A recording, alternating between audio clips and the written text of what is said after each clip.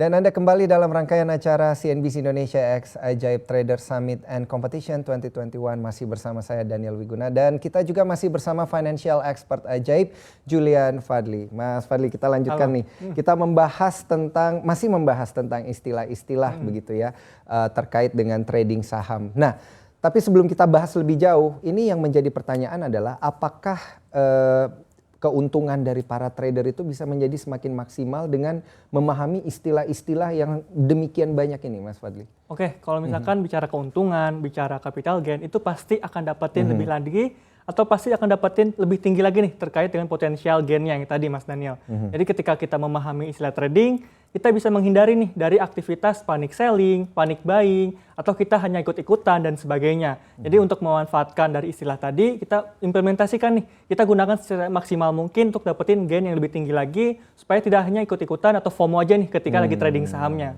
Gitu ya. Jadi memang informasi-informasi ini pastinya akan berguna begitu ya. Nah, kalau kita kembali lagi terkait dengan tren-tren pergerakan saham begitu. Istilah-istilah masih terkait dan istilah juga nih Mas Fadli.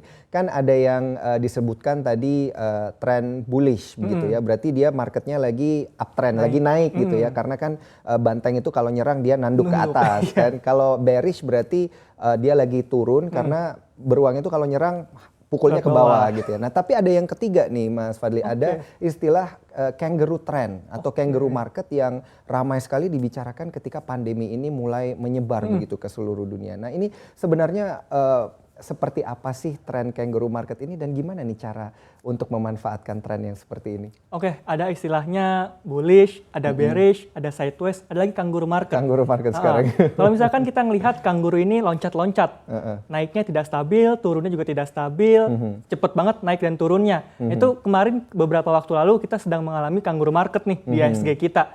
Kegiatannya atau naik turunnya tidak stabil atau minim katalis atau minim sentimennya nih. Betul. Jadi mengakibatkan naik turunnya ini tidak begitu signifikan atau tidak begitu signifikan juga terkait turunnya. Jadi kita bisa memanfaatkan momentum ini ketika lagi turun ke bawah nih. Atau ketika kangurunya lagi mendarat dulu nih. Kita bisa entry, bisa buy saham tersebut ketika lagi mendarat dulu. Nanti kita bisa mempertimbangkan untuk sell-nya atau untuk jualnya ketika kangguru tersebut lagi naik secara dikit-dikit nih. Kita bisa realisasi profit kita dikit-dikit dulu nih. Ketika harga saham lagi naik atau ketika saham tersebut lagi memasuki fase bullish atau uptrendnya. Jadi bisa dibilang kangaroo market ini sama halnya seperti sideways. Tapi yang membedakan kangaroo market cenderung lebih panjang nih trennya. Cenderung lebih panjang lagi secara jangka waktunya. Dengan catatan tidak minim katalis dan minim sentimennya terhadap pergerakan IHSG tersebutnya, Mas. Nah, berarti yang namanya kangaroo market ini juga gak boleh dilepaskan jauh-jauh dari katalis dan sentimen yang berjalan pada saat itu begitu ya, Mas Fadli. Dan kita lihat dulu nih, Mas Fadli, pergerakan dari indeks harga saham gabungan kita karena saat ini waktu menunjukkan pukul 11:35 waktu Indonesia Barat yang menunjukkan bahwa IHSG kita di sesi pertama sudah resmi ditutup dan langsung saja kita lihat update dari pergerakan indeks harga saham gabungan kita ketika ditutup tadi bergerak masih berada di zona hijau dengan menguat 0,55%, tepatnya di level 6.719,83. Menarik sekali kalau kita lihat ada nilai turnover sebesar kurang lebih 8 triliun rupiah dengan didukung juga oleh net foreign buy di pasar reguler sebesar 153,06 miliar rupiah. Nah, ini menarik ya kalau kita lihat pergerakan IHSG, Mas Fadli. Ini mungkin pergerakan IHSG mampu bertahan di zona hijau sepertinya karena ada Trader Summit and Competition ini kayaknya ya Mas. Dan kalau kita lihat pergerakan dari IHSG kita ternyata sejalan juga nih dengan beberapa bursa yang ada di kawasan Asia dan Nikkei 225 Hang Seng Index yang juga berada di zona hijau, namun sayang sekali berbeda ya dengan pergerakan di Shanghai Composite Index dan juga Straits Time Index yang bergerak justru melemah. Kita juga melihat pergerakan daripada sektoral indeks harga saham gabungan kita pada siang hari ini di penutupan sesi pertama ternyata beragam ya penutupannya. Finansial menguat 0,76%, konsumer primer di sini melemah 0,48%, konsumer non primer melemah 0,11% dan perindustrian menguat 0,72%.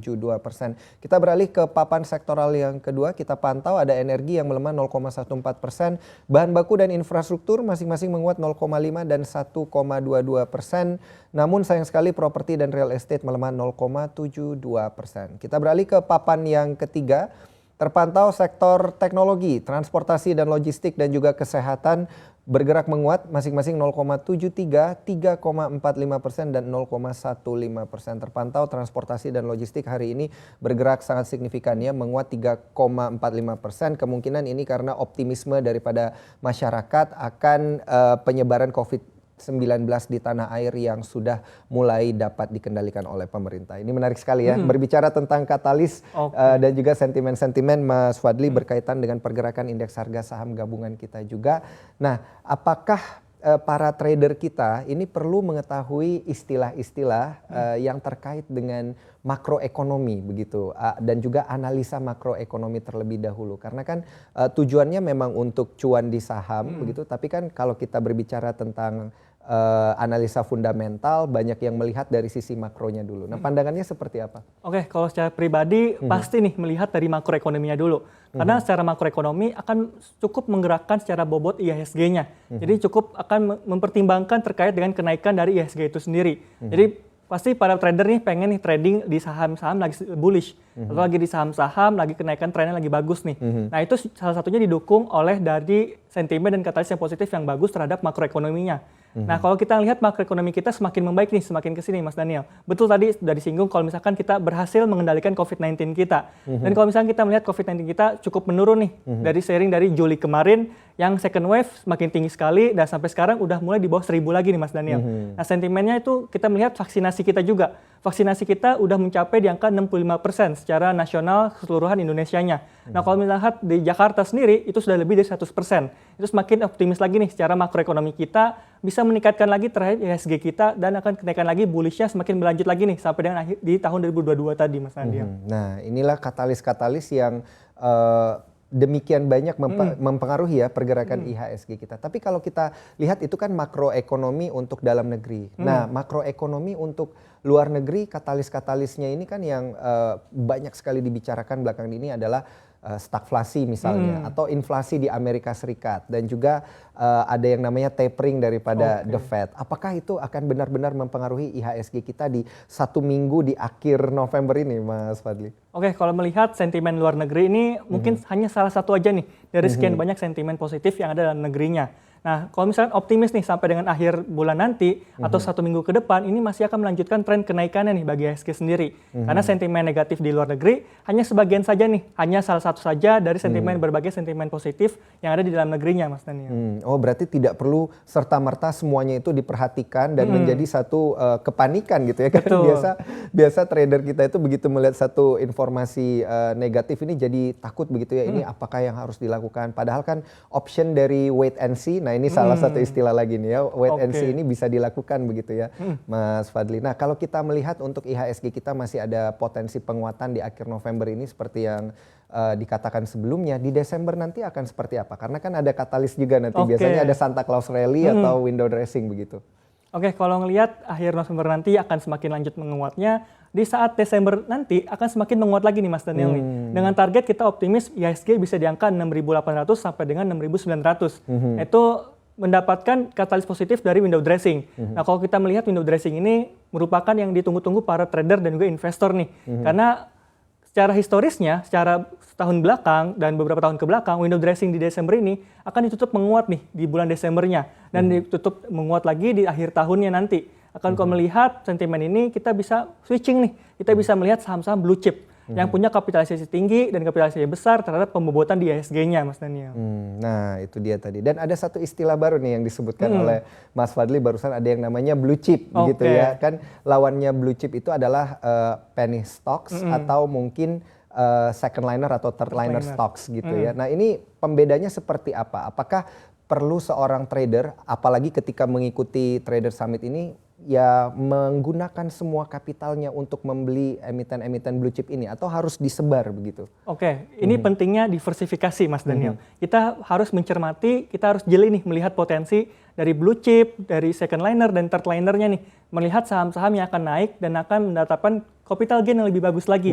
Jadi kita bisa melakukan diversifikasi. Misalkan kita punya 2 saham di sektor yang first linernya, kita punya 2 saham lagi di second linernya, dan punya 2 saham lagi di third linernya. Jadi kita bisa mencermati, istilahnya kita berbagi nih kepada beberapa second liner tersebut. Dari step-step yang tadi kita bisa melihat. Nah, kalau kita bisa melihat dari potensi window dressing, maka kita lebih fokus kepada saham-saham blue chip-nya. Atau kita bisa mencermati saham-saham di indeks LQ45-nya atau indeks IDX 30-nya nih. Untuk bisa memanfaatkan capital gain dari kenaikan harga saham saat window dressing nanti, Mas Daniel. Nah, ini berarti harus dipecah-pecah ya.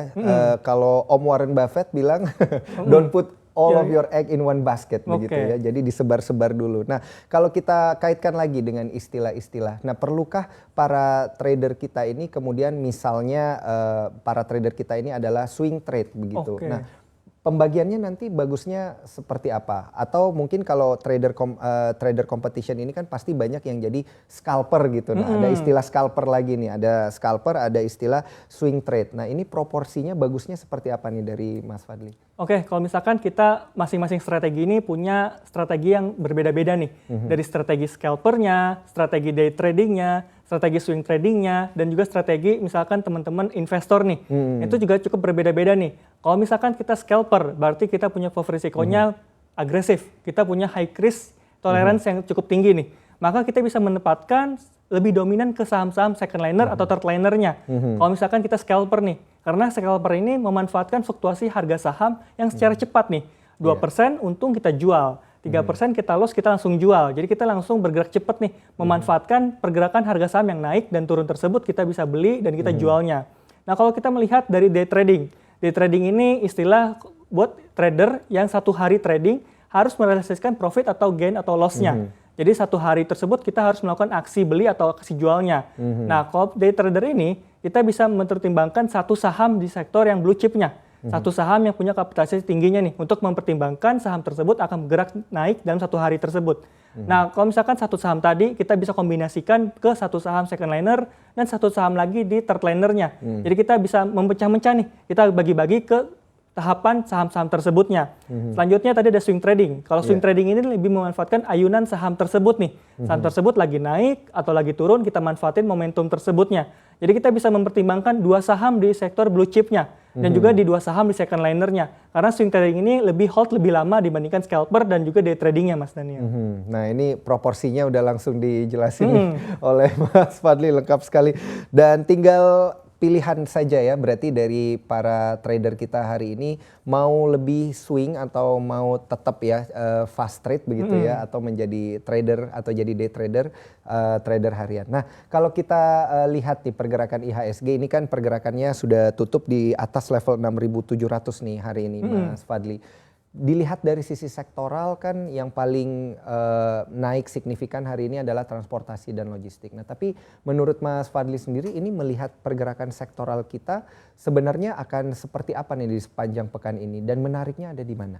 Oke, kalau tadi kita melihat data di transportasi dan logistik sangat naik paling tinggi. Itu salah satu dari komitmen kita atau optimisme kita terhadap peningkatan mobilitas kita semakin bagus lagi nih ke depannya. Karena kalau melihat COVID-19 kita semakin turun, sektor-sektor transportasi naik daun nih, bisa melihat potensi peluang akan meningkatkan kembali kinerja perusahaan tersebutnya.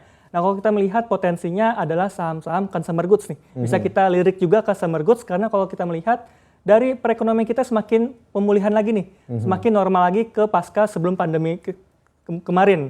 Nah, kita melihat di tahun 2022 nanti consumer goods bisa naik daun juga nih. Karena perekonomian kita semakin normal, bisa melihat juga peningkatan kinerja saham-saham consumer goods-nya, Mas Daniel. Baik, karena kan banyak yang bilang kalau consumer goods selain perbankan ya itu sifatnya defensif begitu ya, Mas Fadli. Nah, kalau consumer goods nanti di tahun 2022 ini akan lebih bergeliat karena kita sudah bisa mengendalikan pandemi. Nanti perbankannya akan seperti apa nih yang sama-sama defensif? Apakah akan ada sektor rotation? Ini kan yang biasa menjadi pertanyaan orang-orang nih ya. Apakah harus diperbankan mulu atau saya harus memindahkan capital ke sektor lain atau seperti apa? Jadi prinsipnya kita tetap punya saham di perbankan dan juga tetap punya saham di consumer goods-nya. Jadi kita melakukan diversifikasi nih. Jadi kita tetap bisa switching, kita bisa menempatkan saham di sektor perbankan, tapi lebih dominan ke saham sektor consumer goods-nya. Karena kita memanfaatkan momentum tersebut, Mas Daniel. Jadi kita bisa jeli melihat peluang yang ada terhadap tren ke depannya bakal seperti apa nih. Begitu. Kalau kita lihat pada sektor-sektor yang terkait dengan energi misalnya, kan kita lihat nih batu bara kemarin naik sangat signifikan, kemudian harga minyak dan harga gas juga naik signifikan begitu ya. Ini apakah bisa menjadi satu acuan bagi para trader kita ini untuk kemudian memilih emiten-emiten yang berada pada sektor tersebut secara keseluruhan? Betul banget nih, setuju banget. Kalau kita sebagai trader, kita melihat dari tren kenaikan harga komoditas yang semakin naik, kita bisa entry ke saham-saham komoditas yang seiringan dengan pergerakan yang naiknya seperti coal, seperti oil, seperti gas, dan lainnya. Itu kita bisa memanfaatkan momentum tersebut nih untuk entry dan memanfaatkan capital gain-nya di saham tersebut, saham komoditasnya.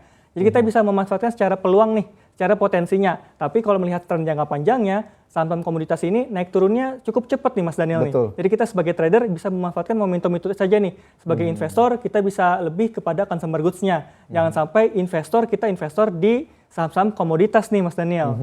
Investor berarti mungkin nyangkut atau ketinggalan gitu ya, jangan sampai seperti itu ya. Jadi ini yang juga menjadi disclaimer dan juga sudah dikatakan oleh Mas Fadli, keputusan investasi tentu ada di tangan Anda, tapi view-nya kurang lebih seperti ini ya, bisa memanfaatkan kondisi kenaikan harga batu bara begitu ya, dan ketika saat turun kemudian sebelum turun justru harus dilepaskan, ketika turun dibeli gitu ya, jangan kebalik gitu ya Mas Fadli. Nah kalau kita lihat pada sektor-sektor lainnya selain sektor energi, kan kemarin yang sempat naik daun ada sektor teknologi dan juga bank digital. Nah ini seperti apa view-nya nanti di tahun 2022? Apakah masih euforianya akan sama nih seperti di tahun 2021?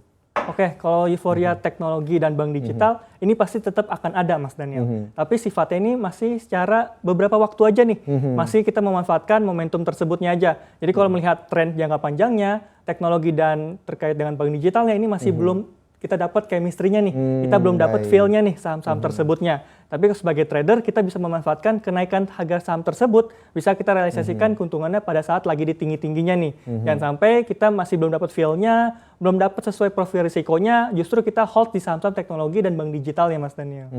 Iya, berarti harus tetap melihat juga pada pergerakannya ya, jangan semata-mata hanya termakan oleh salah satu informasi begitu ya, akhirnya salah pilih informasi, akhirnya nyangkut. Nah ini satu pertanyaan terakhir untuk Mas Fadli terkait dengan tipsnya nih untuk memanfaatkan informasi di pasar saham untuk menghasilkan keuntungan nih, seperti apa tipsnya Mas Fadli? Oke, untuk tips memanfaatkan informasi yang ada banyak di pasar nih. Pertama, kita bisa memanfaatkan informasi terkait tren volumenya, terkait transaksi saham tersebutnya. Kita bisa memanfaatkan dengan pilih saham yang bersifat liquid. Pilih saham tradingnya yang bersifat mudah diperjualbelikan. Jadi kita ketika mau beli ada sahamnya di order booknya, ketika mau jual ada sahamnya nih di order booknya. Jadi istilahnya kita nggak nyangkut nih kalau misalnya kita lagi tradingnya. Kita bisa pilih saham yang bersifat liquidnya. Selanjutnya kita bisa memanfaatkan informasi dari arah tren tersebut. Kita bisa memanfaatkan informasi tren itu lagi bullish kah, lagi bearish kah, atau lagi sideways kah, atau lagi kangaroo market kah, dan sebagainya. Nah kita bisa mencermati, pilih saham-saham yang lagi bullish teman-teman. Kita pilih saham yang lagi uptrendnya nih. Kita bisa memanfaatkan kenaikan harga saham ketika lagi bullishnya, ketika lagi uptrendnya nih teman-teman. Selanjutnya kita bisa memanfaatkan informasi dari candlestick-nya. Kita bisa memanfaatkan informasi untuk kita gunakan analisis teknikalnya. Kita bisa memanfaatkan capital gain-nya, kapan kita taking profit, kapan kita stop loss-nya, kapan kita CL-nya, cut loss-nya. Kita dengan analisis teknikal tersebut teman-teman. Selanjutnya yang paling penting adalah evaluasi hasil trading kita. Kita habis trading nih, kita dapetin informasi trading kita sebelumnya. Kita bisa manfaatkan untuk evaluasi trading kita. Kita bisa mencermati apakah ada yang salah kah, atau di mana letak yang kita udah sesuai nih dengan trading plan kita. Kembali lagi evaluasi trading plan kita juga nih. Kapan titik kita beli, kapan titik kita jual, sesuaikan kembali kepada tujuan kita sebagai trader tersebut Mas Daniel. Karena tanggung jawabnya kembali lagi ya, ada di tangan para trader dan para sobat cuan begitu ya. Informasi-informasinya sih udah lengkap begitu dari Mas Fadli, tinggal bagaimana cara Anda memanfaatkan. Dan tentunya keputusan investasi sekali lagi kami berikan kepada Anda, ini menjadi satu tanggung jawab sendiri untuk memilih. Terima kasih banyak Mas Julian Fadli, financial expert dari Ajaib. Salam sehat dan sukses selalu. Sukses selalu Mas Daniel. Terima kasih. Terima kasih. Dan perbincangan saya dengan Julian Fadli tadi mengakhiri rangkaian acara CNBC X Ajaib Trader Summit and Competition 2021 pada hari ini. Saya Daniel Wiguna mewakili rekan saya Muhammad Gibran dan juga kru yang bertugas pamit undur diri. Sampai jumpa di final rangkaian acara CNBC X Ajaib Trader Summit and Competition 2021 esok hari bersama influencer Ajaib Dennis, CEO Ternak Uang Timothy Ronald, dan CEO Fear Corp Pierre Abdul Jamal. Stay safe, CNBC Indonesia, Beyond Business.